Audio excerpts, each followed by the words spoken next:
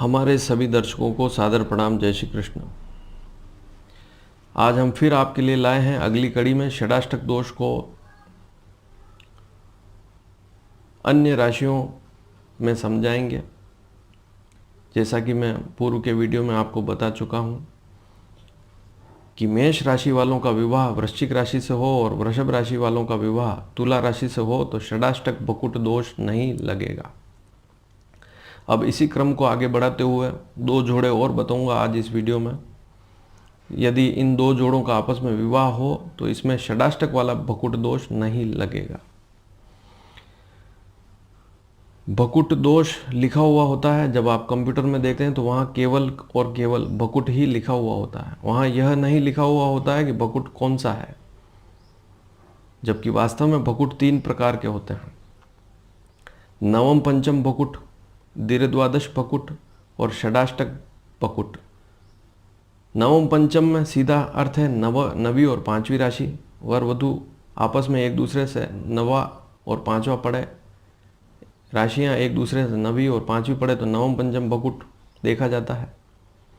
एक दूसरे की राशियां एक दूसरे से दूसरी और 12वीं पड़े तो द्विद्वादश बकुट देखा जाता है। लेकिन अभी बात हो रही है षडाष्टक बकुट की। मैंने आपको बताया कि मृत्यु षडाष्टक भी होता है। अशुभ राशियों का मिलान करते हैं तो स्वास्थ्य को हानि होती है, षडाष्टक स्वास्थ्य के लिए देखा जाता है। और मित्र षडाष्टक भी होता है,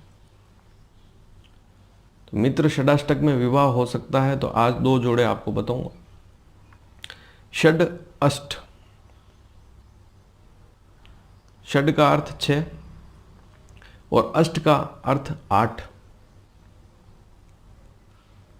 आपकी राशि से, चाहे आप लड़के हो लड़की हो, आपकी राशि से लड़के की राशि या लड़की की राशि 8वीं पड़े 6ठी पड़े तो षडाष्टक दोष वास्तव में है कि नहीं देखा जाता है। जब आप कंप्यूटर पे मिलान देखते हैं तो आपके सामने एक सारणी आती है इस प्रकार की। वहाँ पर बकुट के आगे 0 लिखा हुआ होता है। सामान्य तौर पर लोग अपने घर पर ही देख लेते हैं, आजकल सुविधाएं बहुत हो गई है। लेकिन वहाँ पर लोग गलती यह करते हैं कि बकुट के आगे 0 लिखा है तो यह मानकर चलते हैं कि बकुट दोष हो गया, क्योंकि कंप्यूटर ने 0 बता दिया। और यहीं पर अच्छे अच्छे मिलान आपके हाथ से छूट जाते हैं, क्योंकि बिना ज्योतिषी की सलाह के बकुट षडाष्टक नहीं देखा जाता है। यदि आपको ज्योतिष का पूरा ज्ञान है तभी आप षडाष्टक देखें। 7 के आगे 0 लिख दिया, आपने मान लिया अशुभ। लेकिन अब मैं आपको काम की बात बताता हूँ। यदि आप कंप्यूटर पर या किसी मोबाइल एप्लीकेशन से, क्योंकि मोबाइल एप्लीकेशन बहुत सी बार गलत भी आते हैं, बहुत से एप्लीकेशन मैंने ऐसे देखे हैं कि उनमें त्रुटियां हैं।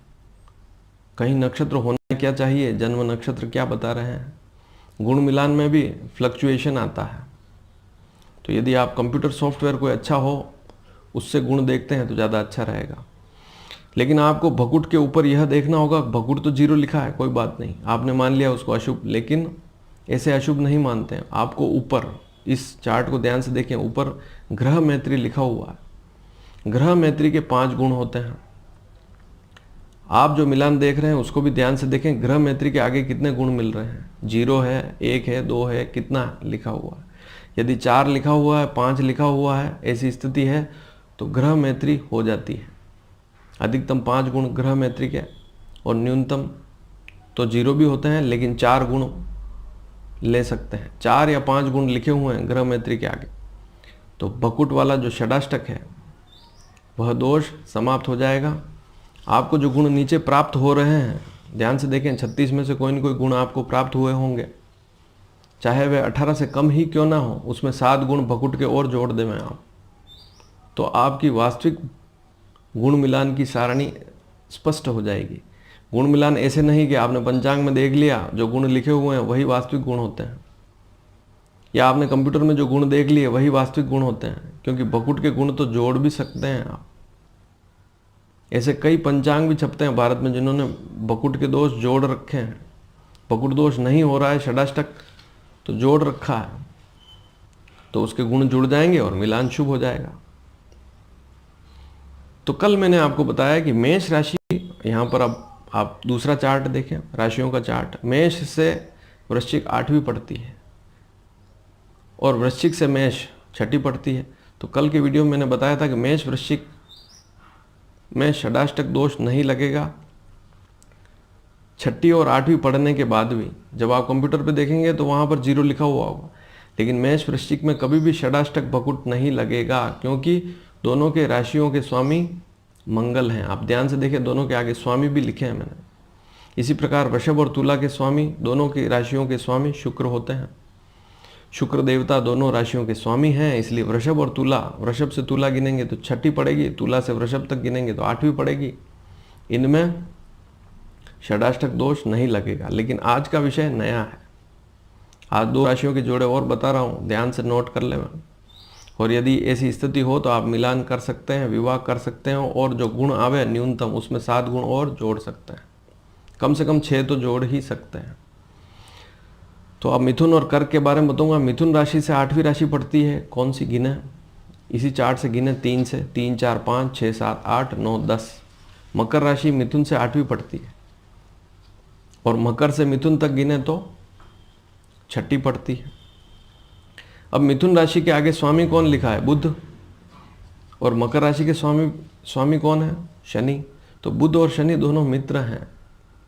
जब आप कंप्यूटर से भी मिलान देखेंगे तो 5 में से 4 गुण आगे लिखे हुए होंगे। तो मिथुन और मकर राशि का आपस में विवाह हो सकता है, इसमें षडाष्टक बकुट दोष नहीं लगेगा। दूसरी स्थिति, कर्क और धनु को देखें आप। कर्क सिंह कन्या, तुला वृश्चिक धनु। कर्क से धनु 6ठी पड़ती है, षडाष्टक 6ठी और 8वीं, यही स्थिति देखनी है षडाष्टक बकुट में। कर्क से धनु 6ठी पड़ती है और धनु से कर्क, धनु मकर कुंभ मीन मेष वृषभ मिथुन कर्क 8वीं पड़ती है। 8 बार गिनना पड़ेगा तब जाके कर्क राशि आएगी। तो कर्क और धनु राशि स्वामी कौन है? कर्क राशि का चंद्रमा। धनु राशि का स्वामी कौन है? गुरु। गुरु और चंद्रमा कुंडली में भी साथ बैठ जाते हैं तो गज केसरी योग बना देते हैं, बहुत अच्छा योग होता है। तो फिर इन दोनों का मिलान अशुभ कैसे हुआ? और जब आप ग्रह मैत्री देखेंगे, जब आप कंप्यूटर से मिलान देखेंगे तो वहाँ 5 में से 4 गुण कम से कम लिखे हुए होंगे। ऐसी स्थिति में कर्क और धनु का विवाह हो सकता है। इन दोनों राशियों में बकुट, विशेषकर षडाष्टक वाला बकुट दोष नहीं लगेगा। तब आपको समझ में आया कि मिथुन और मकर राशि का विवाह हो सकता है आपस में, और कर्क और धनु राशि का आपस में विवाह हो सकता है। अब कल जैसा कि मैंने बताया कि लड़के की यदि वृश्चिक हो, लड़की की मेष हो तो ज़्यादा अच्छा। इसी प्रकार मैंने यह भी कहा था कि यदि लड़की की वृश्चिक हो, लड़के की मेष हो, तब भी कोई दिक्कत वाली बात नहीं। तुला में भी बताया था, तुला राशि यदि लड़की की हो, वृषभ लड़के की हो तो ज़्यादा अच्छा। लेकिन लड़की की वृषभ है, लड़के की तुला है, तब भी कोई समस्या वाली बात नहीं। इसी प्रकार आज के विषय में भी मिथुन और मकर की बात करें तो मकर राशि लड़के की हो तो ज़्यादा उत्तम, मिथुन लड़की की हो तो ज़्यादा उत्तम। और यदि लड़की की मकर हो जाती है और लड़के की मिथुन है, तब भी कोई समस्या वाली बात नहीं रहेगी। इसी प्रकार कर्क और धनु में देखें तो कर्क राशि यदि लड़के की हो, धनु लड़की की हो तो ज़्यादा उत्तम, फर्स्ट प्रायोरिटी तो यही रखते हैं। और धनु राशि लड़के की हो, कर्क लड़की की हो, तब भी कोई समस्या वाली बात नहीं है। तो 4 जोड़े आप समझ लें। मेष वृश्चिक आपस में शादी कर सकते हैं, वृषभ तुला आपस में शादी कर सकते हैं, मिथुन और मकर आपस में विवाह शादी कर सकते हैं, और कर्क और धनु भी आपस में विवाह शादी कर सकते हैं। कोई समस्या वाली बात नहीं। इन राशियों के जोड़ों में षडाष्टक दोष नहीं लगेगा। टुकड़ों में समझाने का अर्थ यह है कि पूरे वीडियो में अगर सभी राशियों के बारे में बता दूं तो बहुत सी बार प्रश्न भी आते हैं, लोगों को समझ में नहीं आता है। इसलिए टुकड़े टुकड़े में वीडियो यदि आपको समझाएंगे तो आपको अच्छी तरह से समझ में आएगा। तो किसी भी राशि से, उस राशि से 6ठी राशि या 8वीं राशि षडाष्टक बकुट में देखी जाती है, लेकिन वहां पर ग्रह मैत्री देखनी अति आवश्यक है। ग्रह मैत्री यदि 4 से कम है तभी विचार करना पड़ता है कि यह अशुभ स्थिति है। यदि 4 या 5 गुण मिल रहे हैं ग्रह मैत्री में तो षडाष्टक दोष नहीं लगता है। और बहुत सी बार पंडित मेष और वृश्चिक राशि का आपस में विवाह करवाते ही नहीं है। कहते हैं साहब 8वीं पढ़ती है, 6ठी पढ़ती है, इसलिए इनका विवाह अशुभ रहेगा। लेकिन ऐसा हमारे शास्त्रों में कहीं पर भी नहीं लिखा है। उन्होंने स्पष्ट लिखा है जहाँ राशि मैत्री हो या राशियों के स्वामी एक ही हो, वहाँ बकुट दोष समाप्त हो जाता है। वृषभ और तुला राशि का मिलान करते ही नहीं है बहुत से पंडित लोग, जबकि वृषभ और तुला राशि का स्वामी तो एक ही है। षडाष्टक दोष कैसे लगेगा? इसी प्रकार से कर्क और धनु में भी षडाष्टक बता देते हैं, जबकि कर्क और धनु राशि वाले आपस में विवाह करें तो कोई समस्या वाली बात नहीं। कई ग्रंथों में, कई पुस्तकों में, वैदिक पुस्तकों में, पुरानी प्राचीन पुस्तकों में स्पष्ट रूप से लिखा है कि मेष वाला वृश्चिक से विवाह कर सकता है, वृषभ वाला तुला से विवाह कर सकता है, कर्क वाला धनु से विवाह कर सकता है, मिथुन वाला मकर से विवाह कर सकता है। किसी प्रकार का दोष नहीं लगेगा। निश्चिंत होकर आप विवाह कर सकते हैं, बिल्कुल अच्छी तरह से कर सकते हैं, कोई समस्या वाली बात नहीं। बस आपको यह देखना है कि यदि आप घर पर ही कंप्यूटर देख रहे हैं तो आपको वहाँ पर ग्रह मैत्री अवश्य देखनी होगी। अधिक जानकारी के लिए आप मुझसे संपर्क करेंगे, तब भी मैं आपको अवश्य बताऊंगा। और आपको इन 4 जोड़ों के बारे में कोई भी समस्या है तो आप पूछ सकते हैं। वैसे इस वीडियो का उद्देश्य यही है कि मेष वृश्चिक, वृषभ तुला, मिथुन मकर और कर्क धनु, ये 4 जोड़े आपस में शुभ होते हैं, इनका विवाह हो सकता है। धन्यवाद। जय श्री कृष्ण।